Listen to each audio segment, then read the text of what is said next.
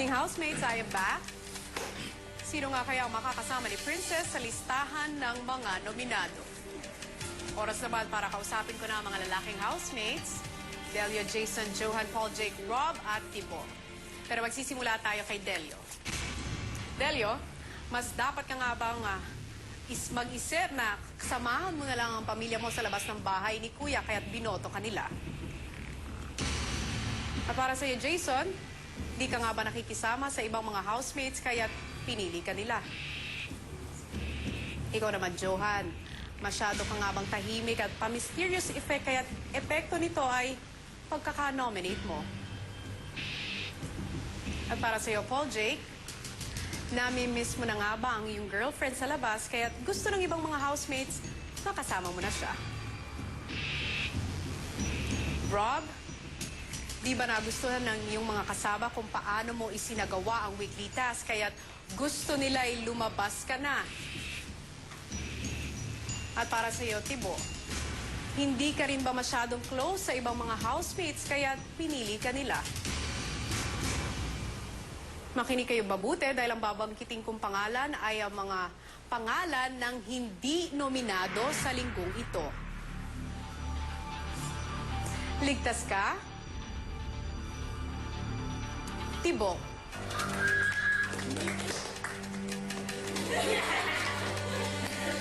You are also saved. Rob.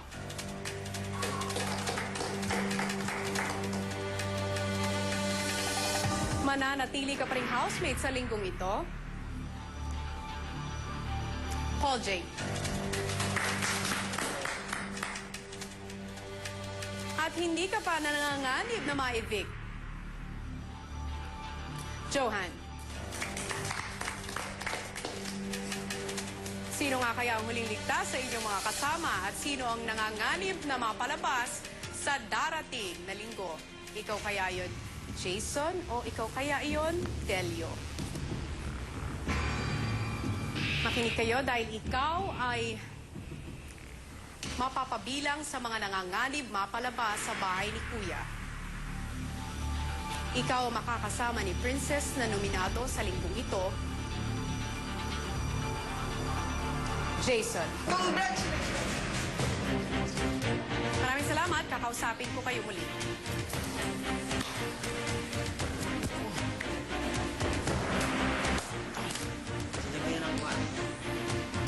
Sina Princess at Jason nga po ang mga nominado para sa House A. Pero sino naman kaya ang makakasama ni Carol?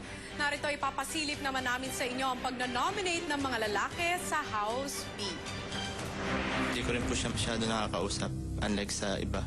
Hindi niya nakakayanan minsan yung lungkot dito sa loob. Masyado siyang maraming naiwang concerns sa labas, lalo na po yung with her mother. Kasi di niya ako crush. Parang nayayabangan po ako ng konti sa kanya. Medyo mahangin po yung dating ganun.